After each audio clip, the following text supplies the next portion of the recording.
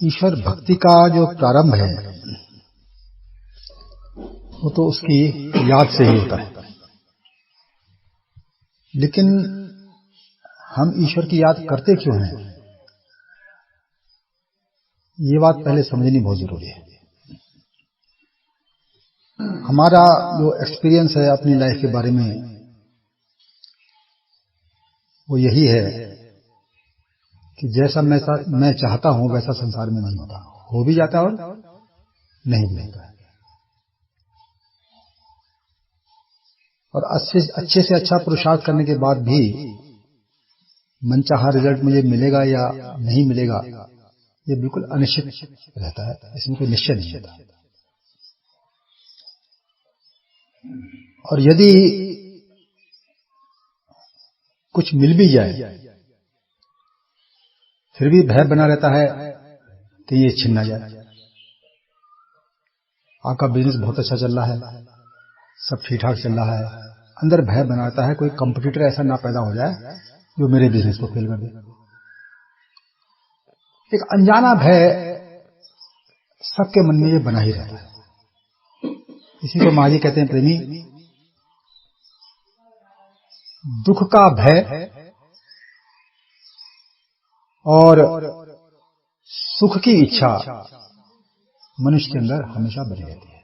नए से नए सुख मिलना चाहिए इसकी इच्छा, और जो प्राप्त है वो कहीं छिन ना जाए, वो कहीं खो ना जाए, वो कहीं नष्ट ना हो जाए, उसका भय बना रहता है। और यदि कोई विचारवान है तो वो विचार से ही ये बात सीख लेता है, ये बात संसार के बारे में बिल्कुल सत्य है। यहाँ स्थायी कुछ भी नहीं है। जैसा सब कुछ कह रहे हैं कि संसार नाशवान और परिवर्तनशील है, ये बात उसकी समझ में आ जाती है।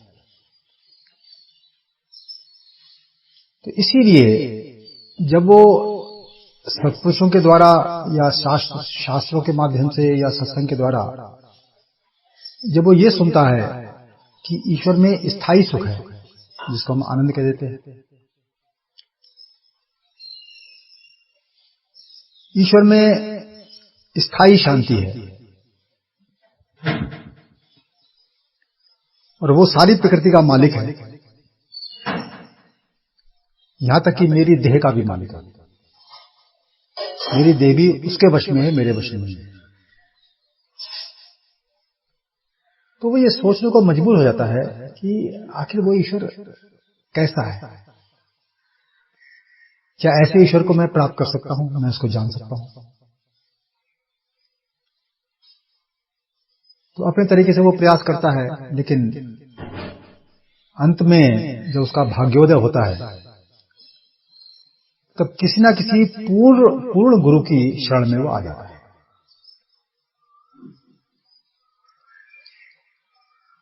और इसका लाभ क्या निकलता है? लाभ यह निकलता है उसका, जो कुछ भी ईश्वर के बारे में, संसार के बारे में, सुखों के बारे में, दुखों के बारे में तरह तरह से वो सुनता रहा था,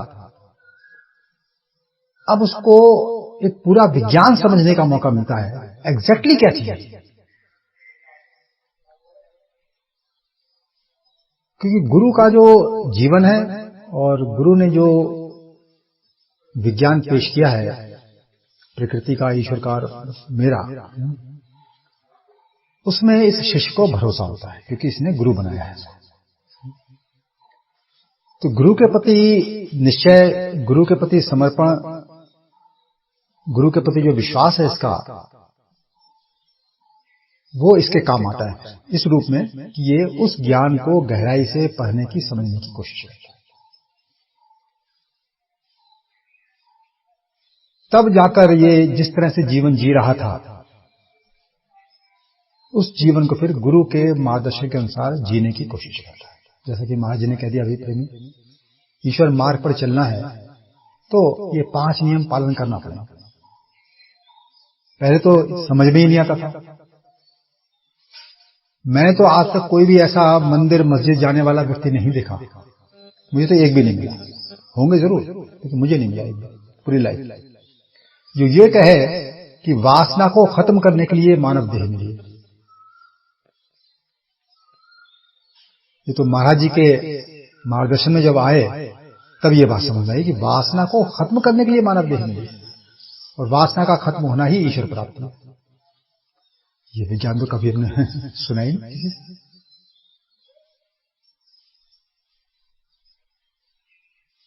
क्यों? वो कहते हैं कि वासना मन के अंदर पलती है। जो वासना है वो मन के अंदर पलती है और ये वासना ऐसी गहरी है कि देह की मृत्यु के पश्चात भी ये वासना मन का त्याग नहीं करती। ये मन के अंदर वैसी की वैसी बनी रहती है जैसा मौत के समय आपके मन का स्वभाव था। और नई देह में यही स्वभाव, यही वासना आपको जन्म से ही मिल जाती है।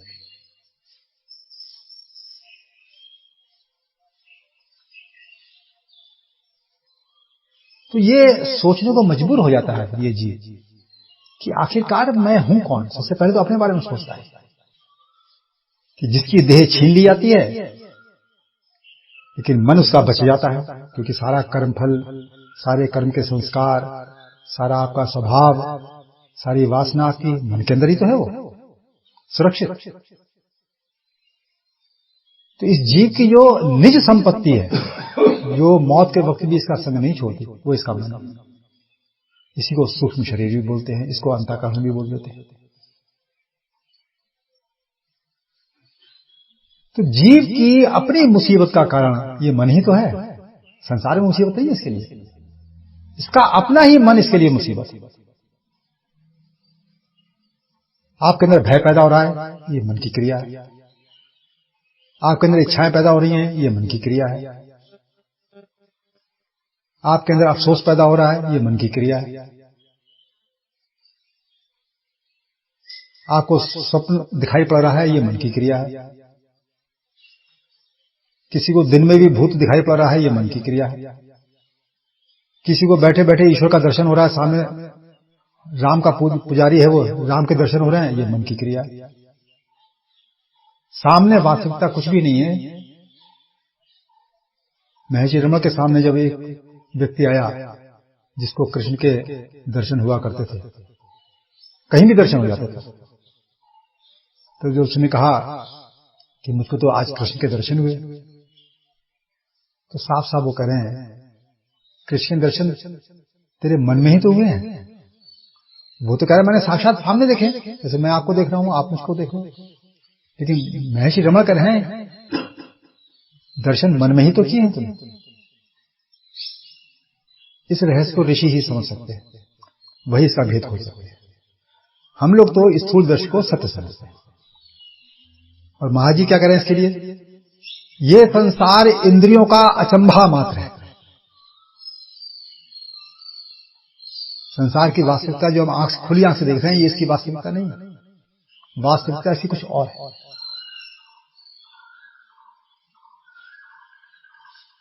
इसलिए वाणी एक्सप्लेन कर रही है उसको कि सुपना जैसे रात का ऐसे जगदा खेल। जिस प्रकार रात्रि का स्वप्न का आपका अनुभव है, उसी प्रकार ये संसार का खेल है। इसमें दोनों में लेश मात्र भी कोई भेद नहीं है, लेश मात्र। और हम पूरा जन्म इसमें लगा देते हैं।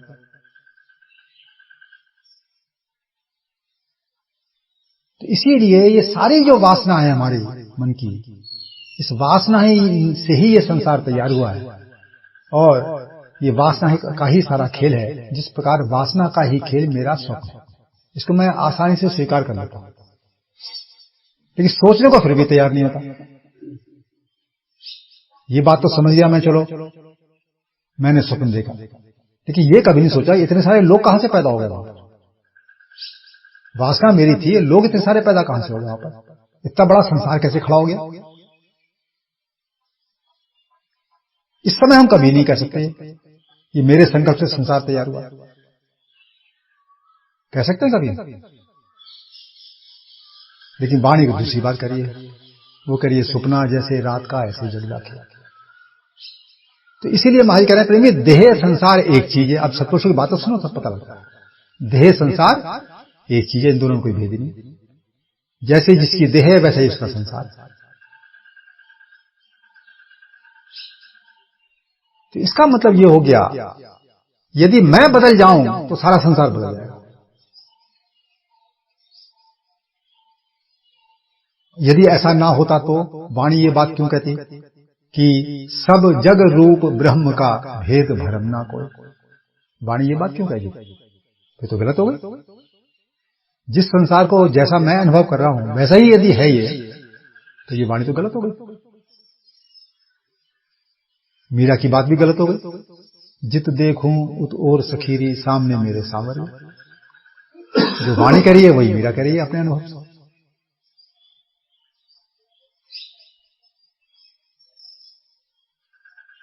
तो अब बताइए, ऋषि जब कह रहा है कि ये कृष्ण दिखाई पड़ रहे हैं तेरे मन, तेरे ये दर्शन तेरे मन में है,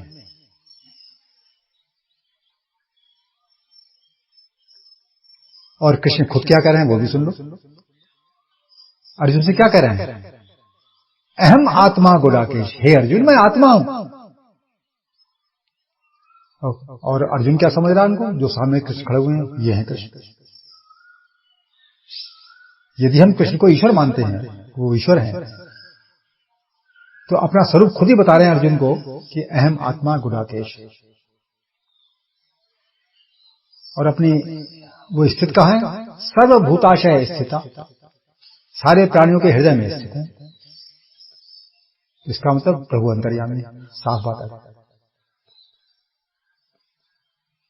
तो मैंने पूरे जन्म में या कितने जन्मों में कैसी कैसी उपासनाएं ईश्वर की की होंगी, जो लोगों से सीखा मैंने करना शुरू कर दिया, कि निर्णय कभी नहीं हो पाया क्या ईश्वर है, क्या मैं हूं, ये जन्म मृत्यु क्या है, ये बंधन क्या है, मोक्ष क्या है, कुछ पता नहीं मुझे।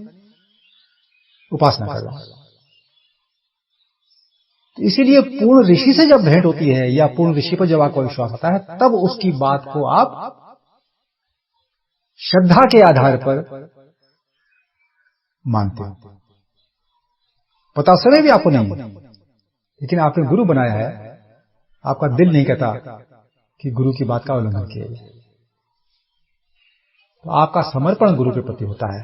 ठीक उसी प्रकार जिस प्रकार अर्जुन का समर्पण जब कृष्ण के प्रति हुआ, तो उसको युद्ध करने के बाद ही मोक्ष की प्राप्ति होगी। लाखों को मार दिया उसने, लेकिन मोक्ष की प्राप्ति होगी। इतने लोगों को मारने का उसके मन के अंदर संस्कार तक नहीं बना, और हम एक बिल्ली को ही मार दें उनका गहरा संस्कार बन जाएगा और बदला देना पड़ेगा। समर्पण उसका पूर्ण था। इसीलिए कृष्ण तत्व को वो जान गया और जन्म मरण के बंधन से मुक्त हो गया। तो कृष्ण कोई नाम नहीं है, कृष्ण कोई रूप नहीं है। कृष्ण जीवन सत्ता है, जीवन शक्ति है या जीवन। इसीलिए उसका नाम है चेतन सत्ता, जिसमें चेतना तो है, जड़ नहीं है वो। इस संसार की तो सत्ता दिखाई पड़ रही है, लेकिन जड़ है। लेकिन जड़ वस्तु भी जो आपको दिखाई पड़ रही है, जो मेंटेन की हुई है, वो चेतन सत्ता के कारण है। जैसे कि मेरा ये शरीर है जड़, ये लेकिन ये टिका हुआ है। कब तक टिका हुआ है? जब तक चेतन सत्ता इसको टिकाएगा। तो सारा खेल इस देह के अंदर चेतन सत्ता का है या मेरा है? जरा विचार करके तो देखो। मैं तो लाचार होकर जी रहा हूं, कुछ हाथ में नहीं है। किससे शादी होगी भी नहीं होगी मुझे पता ही नहीं। कौन से बच्चे होंगे, लड़का होगा लड़की होगी, पढ़ पाएंगे नहीं पढ़ पाएंगे, रोगी पैदा होंगे या स्वस्थ पैदा होंगे मुझे पता ही नहीं। मैं जो चीज मिल जाती है उसको यूज करना शुरू कर देता हूं। जीवन में निश्चित कुछ है। बड़ा प्रेम करता हूं, बड़े ढंग से पालता हूं, पढ़ाता लिखाता हूं, कब मर जाएंगे पता ही नहीं। जन्म की हर स्थिति तेरी अनिश्चित है और इसको होश ही नहीं रही। यहां तो परमानेंसी की तलाश कर रहा है।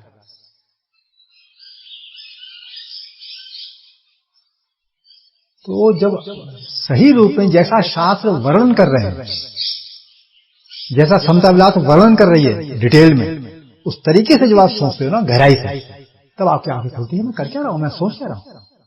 मेरी जिंदगी तो बर्बादी हो रही सारी। आज तक मैंने बर्बादी की और करा क्या? ईमानदारी से देख लो आप अपना, जब से आपको होश है और आज तक का डेट तक का जीवन जिया है, कितनी बेचैनी लेके जिए हो। दुख ज्यादा भोगे हैं, बेचैनी ज्यादा भोगी है, या चैन ज्यादा भोगा है? जरा विचार करके देखो ईमानदारी से।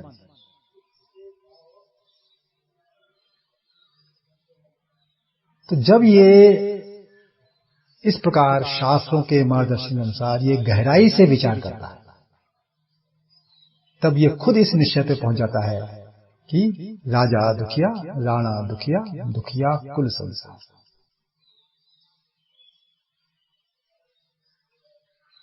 खुद समझ जाता है दुखम सर्वम अनुस्मृत्य, मत भूलो कि सब कुछ दुख ही है। इसके मुकाबले में जब ये वाणी में पढ़ता है, शास्त्र में पढ़ता है, ईश्वर आनंद रूप है, ईश्वर शांति रूप है, और ऐसी कीमती वस्तु है जिसको ये प्राप्त हो जाती है, उसके बारे में वाणी क्या कह रही है? बाल न बीका कर सके चक्रवर्त भूपा। दुनिया में चक्रवर्ती राजा भी यदि कोई हो तो उसको टच तक नहीं कर सकता।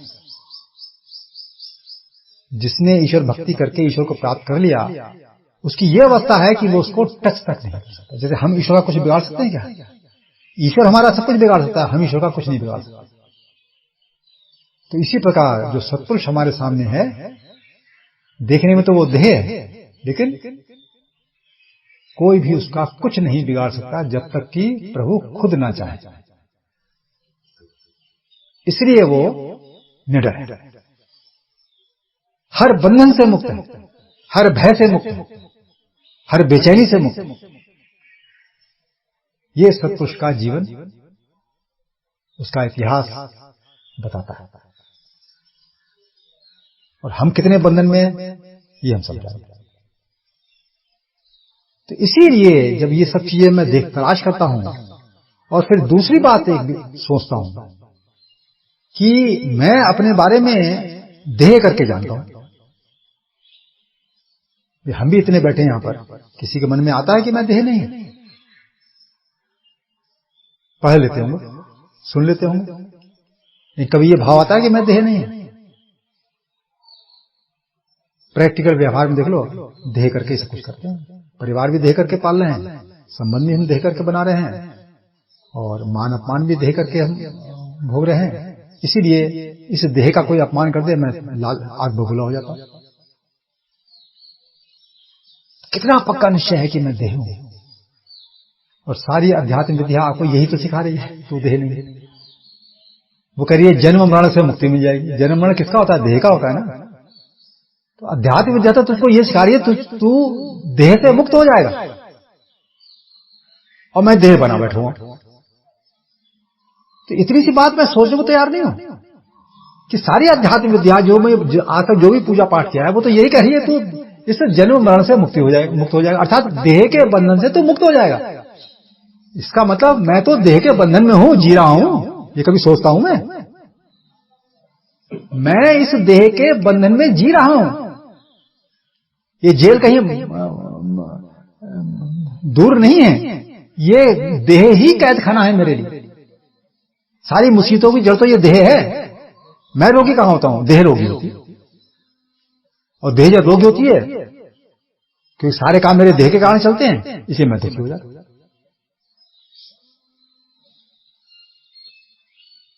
किसी से नफरत होती है, वो देह करके होती है। तो मनुष्य की सारी परेशानी का कारण, सारा क्लेश का कारण तो उसकी अपनी देह है, और संसार में कहां परेशानी है। लेकिन देह का निर्माण कौन करता है? इसका सूत्र वैसा ही है जैसा स्वप्न में मैं अपनी देह का निर्माण करता हूं। वो मेरी देह स्वप्न में कहां से तैयार होती है? मन तो ही तैयार करता है। मन में क्या है? वासना। तो जिस प्रकार मन की स्थित वासना मेरी स्वप्न की देह तैयार करती है, उसी प्रकार मेरे मन की वासना ये जागृत देह तैयार करती है। इसमें कोई भेद नहीं। तो यदि मेरी देह खराब है, मेरी देह की परिस्थितियां खराब हैं, इसका स्रोत मेरा अपना मन है, इसका 100% जिम्मेदार मैं स्वयं हूं। अब बताइए मुझे, यदि मैं ये बात ना सोचूं, गुरु जो कह रहा है, तेरी अपनी वासना ही तेरे दुख का कारण, तेरी बीवी, तेरे बच्चे, तेरा संसार दुख का कारण नहीं है, तेरी अपनी वासना ही तेरे दुख का कारण। तू सबको कहता है कि ये इसके कारण दुखी हूं। अब गुरु आपको सिखा रहा है, तू केवल अपने कारण दुखी है, दूसरी कोई वस्तु संसार में तेरे लिए नहीं बनी। तू खुद ही हर चीज का जिम्मेदार है। इसीलिए गुरु तुझको आईना दिखाता है और फिर कहता है कि तू जीव है, जीवात्मा है। क्यों कहते हैं जीवात्मा इसको? क्योंकि इसमें भी चेतना है, जिस प्रकार ईश्वर में चेतना। मुझके अंदर होश है नहीं है, मैं कहता हूं मैं बेहोश हूं, मेरे तो होश है, मैं जानता हूं। हाथ पैर मेरे बारे में नहीं जानते, मैं हाथ पैर के बारे में जानता हूं। मन मेरे बारे में नहीं जानता, मैं मन के बारे में जानता हूं। तो इस देह के अंदर जानने वाली शक्ति कौन है? मैं हूं। और मेरे बारे में जानने वाली शक्ति कौन है? वो ईश्वर। इसलिए हम सबके बीच में यदि गुरु बैठा हो यहां पर, आप मन में कुछ भी सोच रहे हो, तो गुरु में वो शक्ति है कि वो सबको बता देगा आप क्या सोच रहे हो। और आप क्या बताओगे? मैं क्या सोच रहा हूं ये बता सकता हूं। तो इसलिए गुरु को सर्वज्ञाता कहा जाता है, गुरु को सर्वव्यापक कहा जाता है, गुरु को अंतर्यामी कहा जाता है। वो हम सबके अंदर बैठा हुआ है। जब सबके अंदर बैठा हुआ है तो सर्वव्यापक हुआ या नहीं हुआ? और सबके बारे में जानता है, इसलिए सर्वज्ञाता हुआ या नहीं हुआ? इसीलिए आपको यह सिखाया जाता है, जैसे कि रामायण करिए, ईश्वर अंश जीव अविनाशी। मैं ईश्वर का अंश हूं, क्योंकि ईश्वर चेतन रूप है, मैं खुद चेतन रूप हूं। इसलिए जिस प्रकार ईश्वर अविनाशी है, इस प्रकार मैं भी अविनाशी हूं। इसलिए मौत मेरा कुछ भी नहीं बिगाड़ सकती। वो जो बिगाड़ती है देह का बिगाड़ती है। और महाराज जी से जब पूछा गया, महाराज जी जन्म और मृत्यु के बीच में कोई ऐसा पीरियड होता है, कोई गैप होता है क्या? तो महाराज जी कहते हैं, प्रेमी, ये दोनों क्रियाएं एक साथ हैं। और जोंक का एग्जाम्पल दिया, जिस प्रकार जोंक जब चलती है तो जब अगला मुंह जमा लेती है तब पीछे से पूंछ उठाकर आगे बढ़ती है। तो अगला जन्म मृत्यु के वक्त जीव खुद निर्धारित कर लेता है, तब पुरानी देह का त्याग करता है।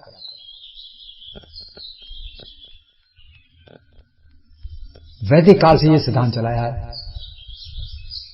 शास्त्र में जगह जगह लिखा पड़ा हुआ है। और मैं कितना घबराता हूं मौत से, जहां मौत है ही नहीं, एक पल के लिए, एक सेकंड के लिए भी मेरी मौत नहीं है। और मैं कितना घबराता हूं अज्ञानता के कारण।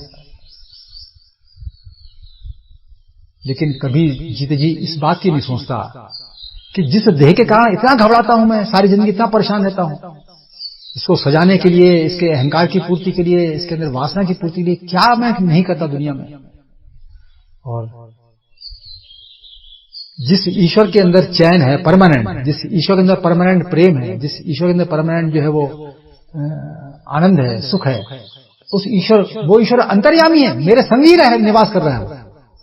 उसके बारे में जानने की मैं कोई कोशिश नहीं करता। कुछ पढ़ाई लिखाई मेरी नहीं होती, खाली माथा टेक के मंदिर में काम चल जाता है मेरा। तो जब इसका निश्चय, इस एनालिसिस करके इसके अंदर आता है, तब ये गुरु की बात मानकर ईश्वर की भक्ति करने की कोशिश करता है। इसीलिए गुरु जैसा बताता है वैसा ये उस ईश्वर प्राप्ति के लिए पुरुषार्थ करता है। गुरु ने कहा कि हमने ये मंत्र का जाप करना है तो वही करेगा, दूसरा नहीं करेगा। उसे क्या पता? इसीलिए इस मामले में गुरु के प्रति पूर्ण समर्पण चाहिए। दुनिया में तो भेड़ चाल, जैसे कि साधना पद्धति के बारे में तो महाजी तो ने समता विलास में लिख दिया संत प्रकाश ग्रंथ में भी लिख दिया कि नाम गुरु से मिलता है, क्योंकि नाम कोई ऐसी चीज नहीं है जो मैं आपको दे दूंगा आप मुझे दे दो। नाम सुपर पावर खुद है, वो नाम खुद गुरु है। इसीलिए महाराज ने परिभाषा लिख दी शुद्ध निध्यास में कि बीज मंत्र उसको कहते हैं जो सिद्ध पुरुष से प्राप्त हुआ हो। और कोई कहीं से लिया है वो बिल्कुल ठीक लिया है, जो गुरु देता है वही उसको पता लग जाए, विधि भी पता लग जाए, तो महाराज उसके लिए लिखते हैं ये केवल एक, उन्होंने कोई दूसरा शब्द यूज किया जैसे भेड़ चाल वाले यूज करते हैं हम लोग, ये केवल एक लोक पद्धति है, लोकाचार, एक परंपरा पालन करते हैं।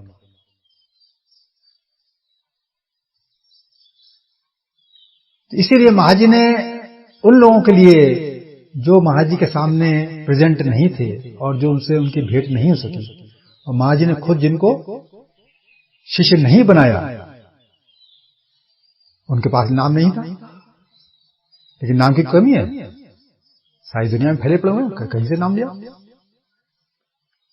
लेकिन जब ईश्वर प्राप्ति करने चले तो गुरु की आज्ञा उल्लंघन करके ही सारी जिंदगी आप वहम में फंसे रहोगे, आपके अंदर शक ही बना रहेगा।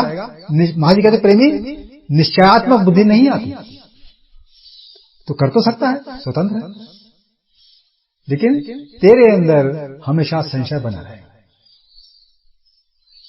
और गुरु के वचन के अनुसार जब तू चलेगा ये संशय तेरा खत्म हो जाएगा।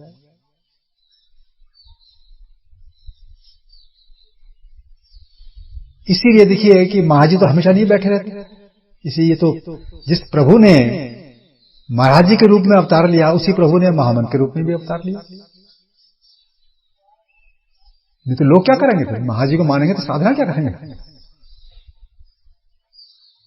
इसलिए उसकी वाणी प्रकट हुई ताकि कोई मनमानी ना करे। त्रयोदश अक्षर मंत्र ये सर्व सिद्धि दाता।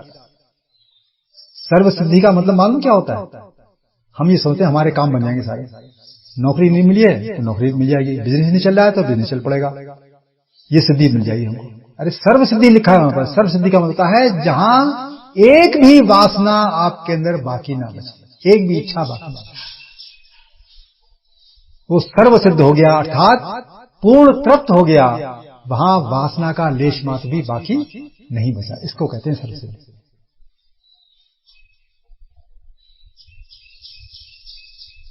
इसीलिए ये दोहा आगे कह रहा है, जो सिमरे नित प्रेम से मंगल पाए अपार। अपार का मतलब होता है लिमिटलेस, वो कल्याण। मंगल का मतलब है कल्याण, और कल्याण का मतलब होता है मोक्ष। तो ये लिमिटलेस कल्याण आपको मंत्र का जाप देगा, ये वाणी कह रही है। तो लोग तो अपनी अपनी दुकानें चलाते रहते हैं और लोगों को भ्रमित करते रहते हैं। उन्हें यह भी होश नहीं है मैं कितना बड़ा पाप कर रहा हूं। किसी को धोखा देना कितना बड़ा पाप है उनको होश नहीं इस बात का, और सजा के हकदार तो हैं। आप किसी को धोखा दोगे धर्म मार्ग में भी तो सजा तो मिलेगी आपको, लेकिन आपको भय कहां है? ये काम वही तो करेगा ना जो गुरु आज्ञा का उल्लंघन करेगा। उस शिष्य को होश कहां है मेरा कितनी मुश्किल से गुरु मिला और मैं कर क्या रहा हूं। तो अनजाने में ही, अज्ञानता में हम ऐसा स्वर्णिम अवसर भी गंवा देते हैं और पाप करने लगते हैं। अध्यात्म मार्ग में किसी को धोखा देना, इससे घोर पाप और क्या होगा? पूरा जन्म उसका बर्बाद कर रहे हैं। तो वाणी जैसी चीज जो समझा प्रकार ग्रंथ में लिखी पड़ी है,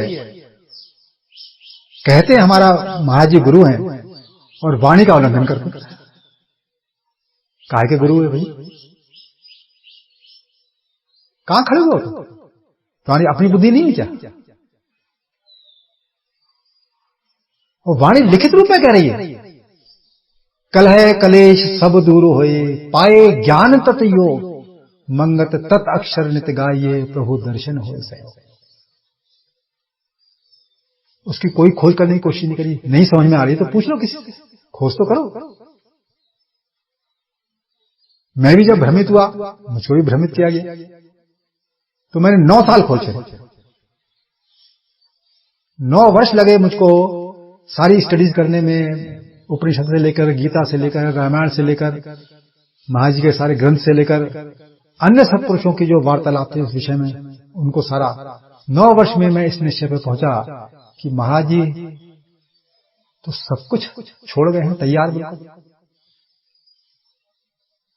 और कोई पढ़ने को समझने को तैयार ही नहीं है। तो 9 वर्ष बाद ये निश्चय हुआ कि महाराज जी ने एक एक शब्द बिल्कुल ठीक लिखा है, कहीं कोई भ्रम छोड़ा ही नहीं। लोग भ्रमित कर रहे हैं, महाराज जी ने कोई कसर नहीं छोड़ी। तब जाकर महामंत्र का जाप शुरू हुआ, और उसके बाद पता लगा कि महाराज जी कहते थे, प्रेमी, गुरु की बात का उल्लंघन करने पर कभी भी तेरी बुद्धि से संशय खत्म नहीं हो सकता। ये बात तब समझ में आई, वास्तव में फिर कोई संशय नहीं रहा। तो साधना की प्रगति, भक्ति की प्रगति संशय निवृत्त होने के बाद शुरू हुई।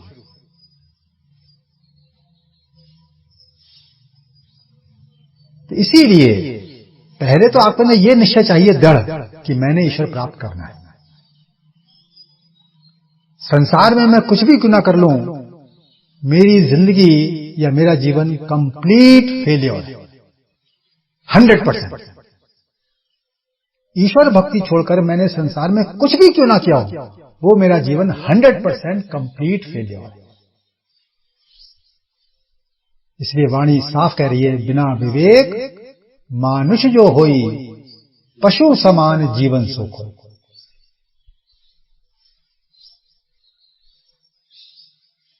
मानव जीवन सफल होवे, जब प्रभु दाता चित्त आए, प्रभु के सिमरन कारणे यह दुर्लभ जीवन पाए। वाणी तो साफ निर्णय कर रही है कि इस काम को यदि मैंने नहीं किया तो मानव देह के द्वारा मैंने पशु जीवन व्यतीत किया। समझता मैं अपने आप को कुछ भी रहूं, उससे क्या हो जाए, उससे क्या हो जाए। तेरे बारे में जो वास्तविकता है वो तो गुरु बयान कर रहा है, वो तो वाणी बयान कर रही है।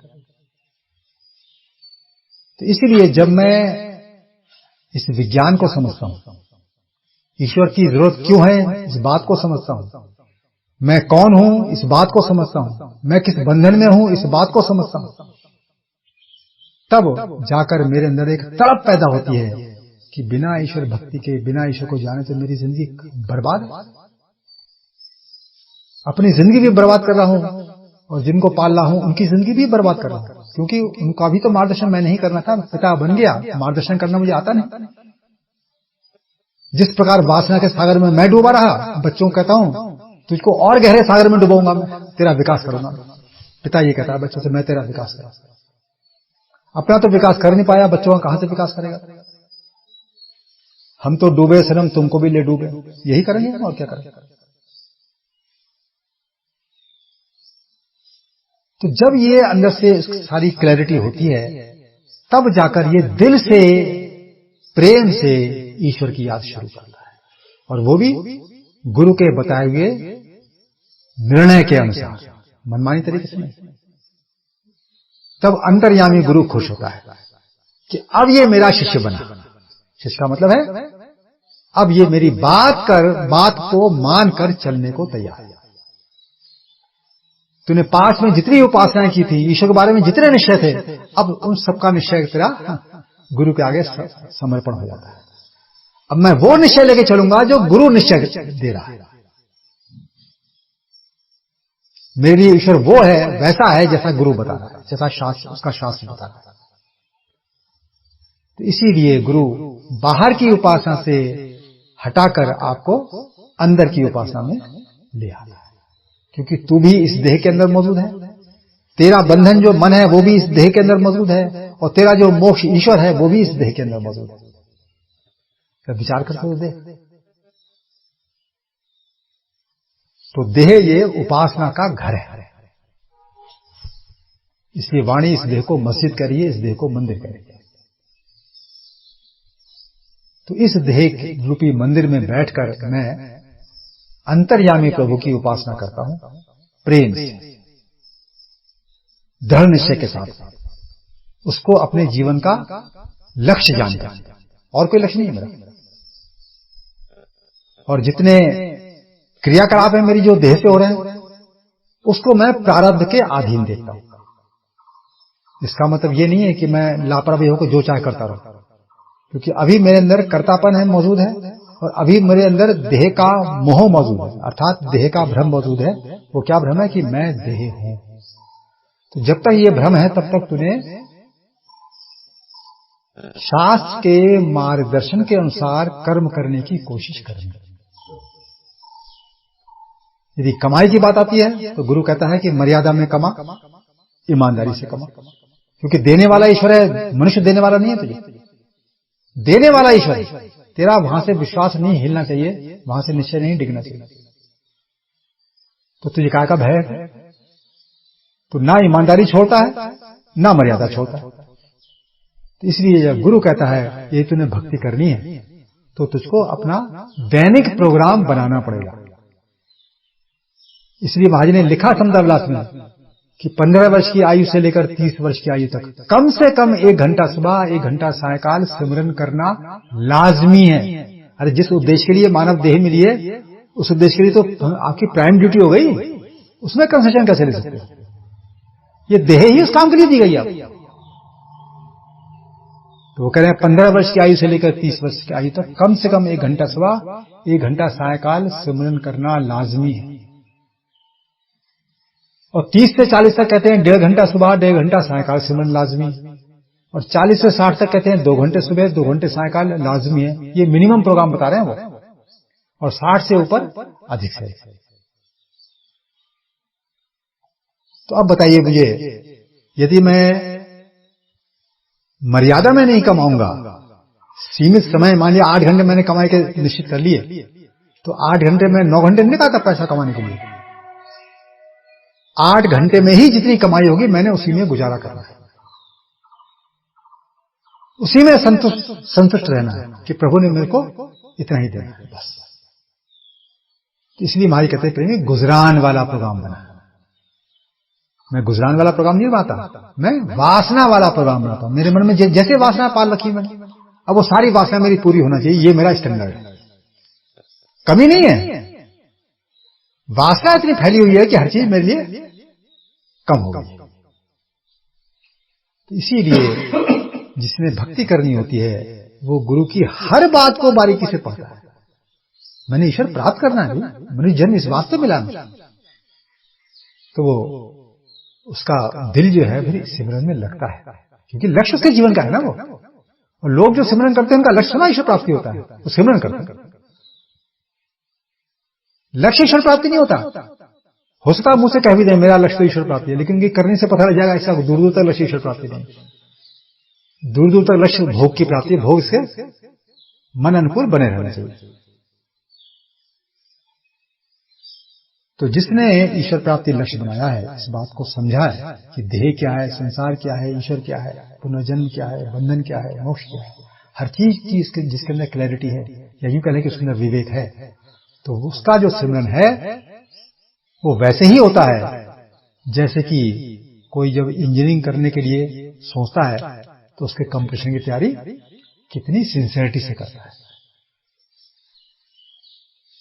और जो पूरा सिंसियर होता है वो कंपटीशन पास भी कर लेता है, इंजीनियर बन भी जाता है। तो इसी प्रकार मैं भी एक दिन भक्त बन ही जाता हूं। फिर मेरी ये अवस्थाएं होती है अंदर की, सिमरन, भजन, ध्यान, समाधि। सिमरन स्थिति वो है जब हम उस मंत्र को, गुरु मंत्र को गुरु करके जाप करते हैं। ये लाइव गुरु खुद है। इसलिए महर्षि रमन कहते हैं कि आत्मा, मंत्र, गुरु, कुंडलिनी एक चीज। रामकृष्ण परमहंस भी कहते हैं कि ईश्वर, गुरु और मंत्र एक चीज, एक ही चीज के 3 ट्रांसफॉर्मेशंस हैं, मैनिफेस्टेशंस हैं। तीनों लाइव गॉड हैं, या यूं कह रहे तीनों लाइव गुरु हैं। इसीलिए गीता में कहा कृष्ण ने, मंत्रो अहम, मैं मंत्र हूं। साफ साफ तो कह रहे हैं। हम मंत्र को लैंग्वेज समझते रहते हैं, वो एक लैंग्वेज है। ये नहीं सोचा कभी ये मंत्र समाधि में प्रकट होता है महाराज जी, और समाधि में तो देह का भी होश नहीं होता। जब देह का होश नहीं होगा तो वाणी का, मतलब कि लैंग्वेज का होश कहां से होगा? लैंग्वेज तो मन की देन है ना, लैंग्वेज का अनुभव तो मन से होता है। जिसको मन के अंदर कोई संकल्प नहीं उठ रहा, देह का इसको होश नहीं है, इसका अंदर संसार का भी होश नहीं है, फिर लैंग्वेज का होश कहां से हो जाएगा? वहां भाषा गायब है। यदि भाषा रहेगी तो समाधि नहीं होगी। तो संकल्प रहित अवस्था समाधि है। क्योंकि आप एक शब्द को उच्चारण करके देख लो या सोच के देख लो, मन चलेगा तभी तो सोचोगे। सोचने की प्रक्रिया मन ही करता है।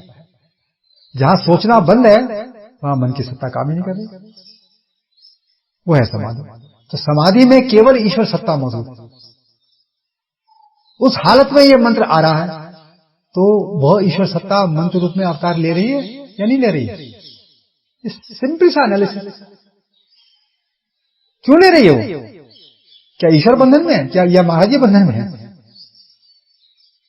मैं बंधन में हूं और वो परमात्मा दीनदयाल है, पतित पावन है, कृपालु है, वो तो मेरे दुख को जानता है।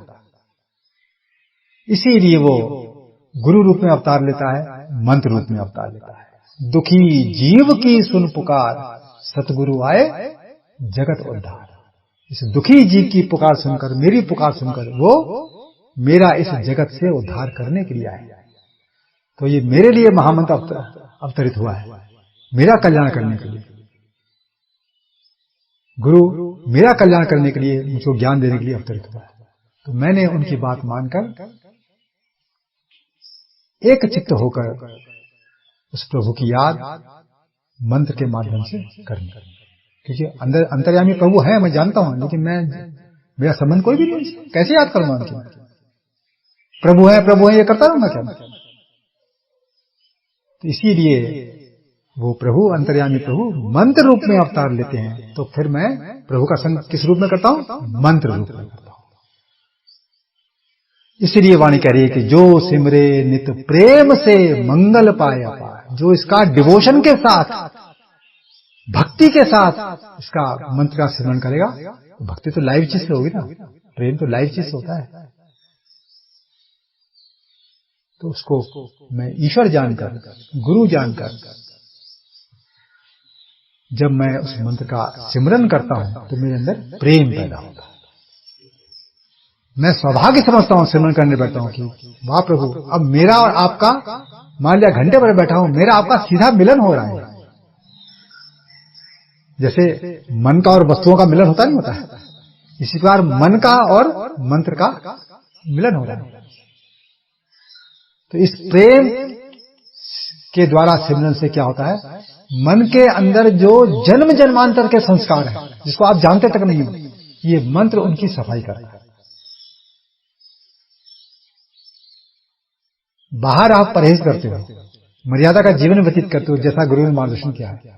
अंदर जन्म जन्मांतर के संस्कार हैं, उसको ये मंत्र साफ करता है। मंत्र शक्ति से उसकी सफाई होती है। तब एक स्थिति अंदर तैयार होती है मन में, तब आपके अंदर फिर साधना में प्रेम पैदा होता है।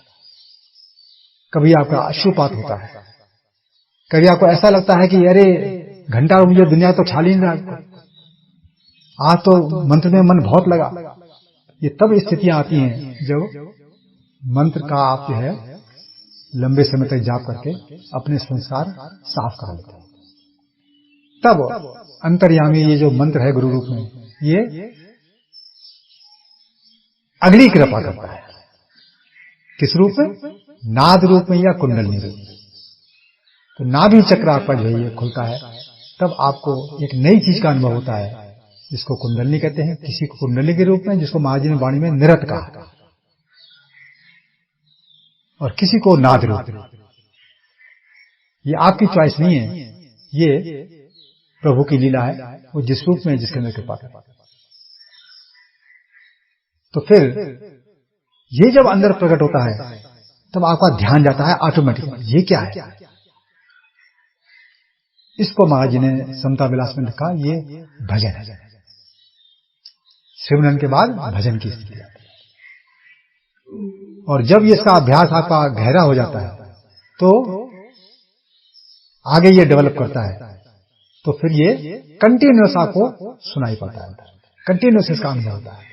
जब लगातार आपका ध्यान उसमें बना रहता है, मंत्र को तो आप याद करते हो, इसी वो सिमरन है या अभ्यास है, और इसमें आपका अटेंशन लगा रहता है। जैसे बांसुरी की धुन कहीं से आ रही है तो आप का ध्यान ऑटोमेटिक वहां लगा रहता है, तो इस स्थिति को ध्यान कहते हैं। तो सिमरन, भजन, ध्यान, और ये ध्यान जब बहुत गहरा हो जाता है, इतना गहरा कि शरीर का भी होश ना रहे, तो वो समाधि होती है। तो इसीलिए वो भी पूर्ण अवस्था नहीं। पूर्ण अवस्था तो महाराज कह रहे हैं प्रेमी आत्मलीनता ही है, जहां इंडिविजुअलिटी टोटल खत्म हो जाती है। महाराज कहते हैं बुद्धि अपने आप को उस प्रभु स्वरूप में लीन कर देती है। महाराज जी ये वर्ड्स यूज कर रहे हैं। लीन क्यों कर देती है? क्योंकि बुद्धि समझने लगती है ये और मैं अलग नहीं है, ये मैं एक ही हूं। तो वो जो उसका रियल स्वरूप है, जिसको हम ईश्वर कहते हैं, तो जीव उस स्थिति में जाकर खुद ईश्वर हो जाता है। वो आत्मलीनता ही है, भक्ति की पूर्णता ही है, वो मोक्ष की स्थिति है। यहां जाकर जीव का पूर्ण कल्याण होता है। और ये वाणी क्यों कर रही है? त्रयोदश अक्षर मंत्र ये सर्व सिद्धि दाता, जो सिमरे नित प्रेम से मंगल पाए का अपार कल्याण होगा। वाणी क्यों कर रही है? क्योंकि ये मंत्र ही आपको वहां तक पहुंचाएगा। तो प्रारंभ आपकी साधना का, गुरु आज्ञा का पालन करने से होता है। जो परहेज वो संसार में बता रहा है, वो परहेज करने से होता है। तब ये स्थितियां आपके अंदर घटती हैं और मानव जीवन सफल होता है। ओम ब्रह्म सत्य।